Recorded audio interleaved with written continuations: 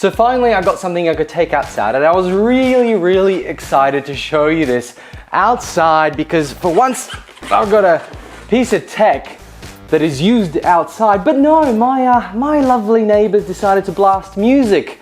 And if I record, I'll get taken down by YouTube. Welcome, my name is Techman Pat. Today we are unboxing the Emerath electric scooter. We're gonna go into details of what this baby can do, but we're gonna just get it open. We're gonna get to see what it's like. And the unique thing about this, it is made in Australia by Australians. Who would have thunk it, an Australian product?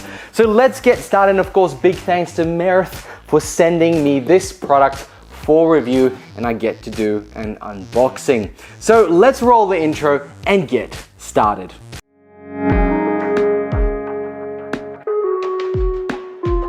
Now, because this is an Australian product, I feel like I get to be a bit more critical. I guess people would test it out on the streets in Melbourne, Sydney. Oh wait, you can't. Sydney just banned e-scooters and e-skateboards. So when you look at a product like this, you have to consider if it's allowed in your state. I need to mention that because I'm in Perth and it's all free for all. Well, it's not actually. There's a whole bunch of rules here too about speed limits and things like that. So I will post a link to each of the states in Australia if this is actually available in your area, or basically if you can actually use it on public roads, because at the end of the day, this is just, I guess, really off topic, but I really want to get it off my chest. Electric devices, electric scooters, electric skateboard, electric bikes, they're all there to get people off the road, out of petrol vehicles, away from public transport, or even use public transport more because they can reach a train station or a bus stop much easier. Electric scooters are actually the best at it because you can pack it down and carry it with you and then just ride along. You don't have to get on a skateboard, and it's less dangerous, in my opinion, of a scooter. And the government banning these things is a backward step for anything to do with green energy and just making the place a little bit less fumey. Now, without getting too green, let's have a look at this product. It is rather heavy, so it is big. It is for my size. The picture on the outside doesn't give it justice, I don't think. I had a quick look at the links below, which you can check out their website and order yours if you wish. And of course, this isn't necessarily a cheap product either. These things are generally quite expensive.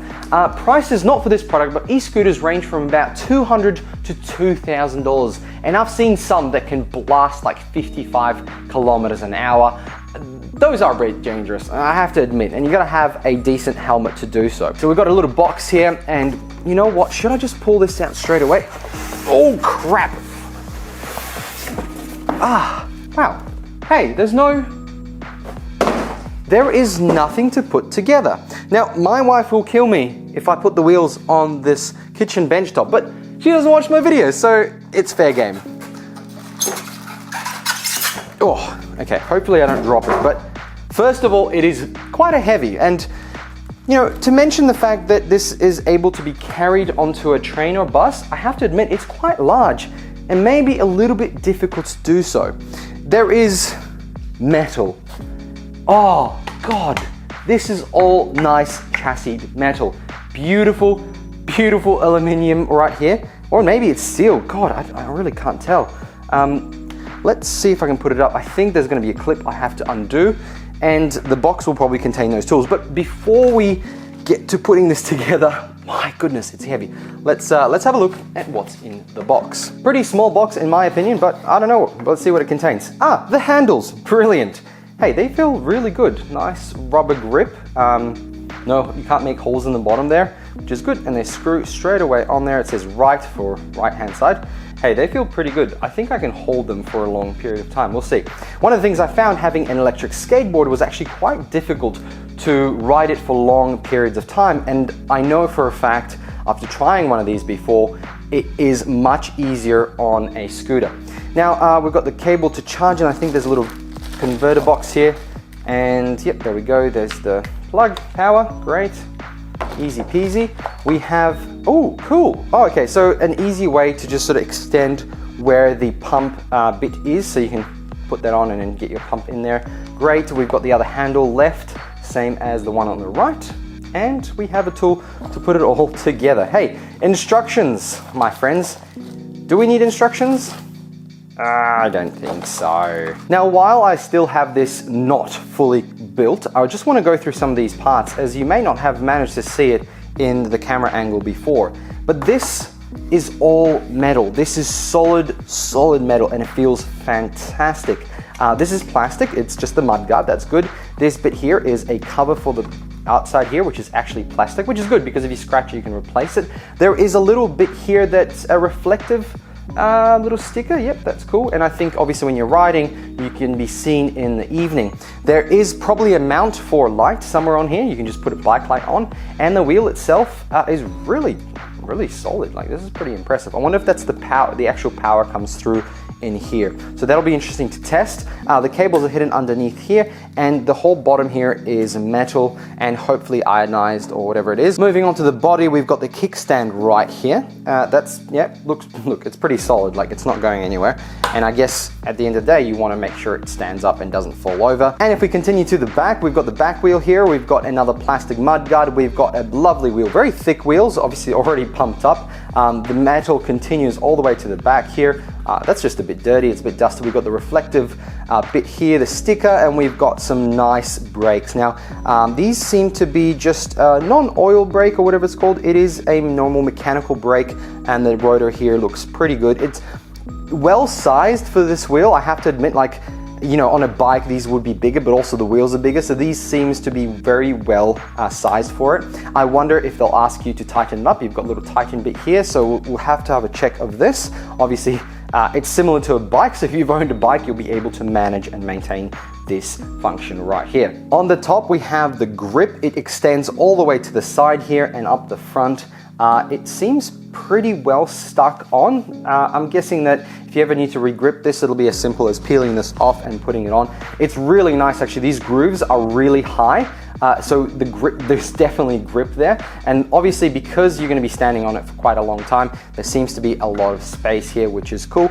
And yes, you can lean on the back of this to give it extra braking power. Not sure if you really would want to, especially when you've got a really decent brake here, but maybe, you know, people are used to putting their foot on it and just doing a bit of light braking. Let's have a look at the top. I've got my trusty knife, but I kind of feel a little bit nervous with all the brake lines here. So I'm gonna be very careful. There we go. Got him. All right, nice logo. This is really solid. It's really thick. I'm guessing the battery's in there. That's my guess. And so we've got the brake here, which goes somewhere in here. We'll work that out in a second. And we do have a light. Hey, a light is built in. That's brilliant. You know, I don't know. I've never actually owned one of these, never really looked into it, but having one built in is so good, makes it so easy. So we'll test that out at night. Yes, I'm gonna go for a night ride because my 3-week-old baby doesn't sleep all the time and I can't sleep at night sometimes, so we'll have to try that out. This is the right-hand side, so I'm guessing I can just screw that on. Ooh, it is the opposite way that it goes in. Right, okay, that makes a lot of sense. So you can't really. Cool, that's nice and tight. And then we can do the other side, but I'm guessing I have to put this on at the same time as I put the rest of it on. There we go, and I get to screw that in. Again, it has to go the opposite way of what you normally would screw in. All right, now let's get our little Allen key and tighten it up. I'm imagining it's gonna be like here or something. We can adjust this a little bit later, but just a little piece here. There we go, cool, and the brake works. All right, let's put this up and see what the scooter looks like. Okay, we have a bit here that needs to be undone, and maybe this makes it a little bit hard to take onto the train if you want to fold it, but I'm guessing that you can just sort of stand with it. Honestly, I've only seen one person carry it, and that's the very, very small scooters. This is not a small scooter. So we'll just lift that up, and then we can just do this back up. As you can see, there's really no pieces. The handlebars were the only extra pieces. Everything else is just a clip in and screw in. The charging port is right here. So yes, the battery sits in here, which is cool. And that's it. Let's put that kickstand up, and the scooter stands. Look at that. This is massive.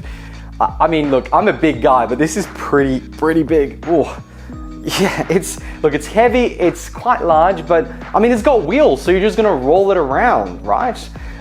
I don't know, do I turn it on? I have to have a look at the top and see what the buttons are and see how it works. But oh damn, this is, I mean, it feels absolutely premium. There's no wobble anywhere. Like I pick it up and the whole thing is just absolutely solid. And it's really well balanced for the fact that I can just put this kickstand out and it doesn't this doesn't move around. It just sits there. That's pretty impressive. And maybe even, look, even if I just move it to the side and side, it still stands. And I have to give him that. That's pretty darn impressive. All right, let's have a look at the console up top. I guess we continue this unboxing and do the classic peel. There it is. Oh, is that a screen? Is that an actual screen? Oh, I can't believe it. That's pretty cool. All right, so there's an on button. I know I want to press it, but let's have a look. Got a little hook for your groceries, because damn it, I'm gonna be going to the grocery store with this. We've got a bell. Oh, it's a fancy bell. That's a fancy bell. That's weird. It's not, you don't let go. You just, wow, that's really loud too. I wonder how that felt on camera. And we've got this. This is a rotational accelerator. I don't know what else you would call it, but it doesn't go through the actual handlebars. You just push down on that there, and that's how you go forward. So let me turn it on. Let's see what it shows on here. Okay, one button, one press. Maybe I have to hold it. Look at that, is kilometers an hour. It has a little screen. This is really cool. I am so geeking out. Now, I don't want to press forward, but there is another button here for menu. Okay, drive, D-red. I have to probably look at the instructions. All right, so we've got the screens, we've got the buttons. I think it's time to take it outside and have a bit of a drive. I'm pretty sure that you have to kick off to have it start, and then you've got the little kilometer meter here. And yeah, I mean, the brake works really well. Can't move it anywhere when I have the brake down. I can stand on it, does not bend at all. It feels really, really solid. I just kick that back, and it's really well balanced. You can probably balance on it just by standing on it. That's a good sign. I know bikes are like that, so that's a very good thing. Overall, it's very front heavy, so I expect that the fact that you sit on the back balances the whole thing out. You can have 2 feet on it. I don't expect a lot of people to do that, but I believe I've seen some people stand on it like this, and I personally don't think that's good, but I mean, you know, like this makes sense, right? You know? Let's talk specs of the Mirth scooter. It is 110 millimeters off the ground. Its weight is 12.5 kilograms. It has a capacity of 180 watt hours. The mileage per charge is about 15 to 25 kilometers. And obviously in the review, I'll be able to confirm that or deny it. The max speed is between 25 to 32 kilometers per hour. Do note that there might be some restrictions in your area. The max actual weight that you can be, or aka max loading, is 100 kilograms. The max climbing angle is 15 degrees, which is fairly high, and it takes 3 to 4 hours to charge fully. Lastly, the warning is do not ride this without a helmet or knee guards or elbow guards, and definitely not in the rain. Friends, thank you very much for watching. Big thanks to Mirth for sending me this scooter for review, and I'm gonna get you guys a very, very thorough review, just like the skateboard we did a little while back, and we're gonna see if this is worth your hard-earned money in the areas that you can actually ride it. Because at the end of the day, if you can get to work, or if you can use this to get to the grocery store without using your car, I think that is a big win. And damn it, it's got a hook for groceries. Like, oh, that's so funny. Like, it's actually put into the product rather than like an afterthought, right? Awesome, can't wait to do the full review. Thank you very much for watching. Make sure you like this video if you did, and subscribe if you want to see more content like this. All the links for this product are below, and we'll see you next time. Bye!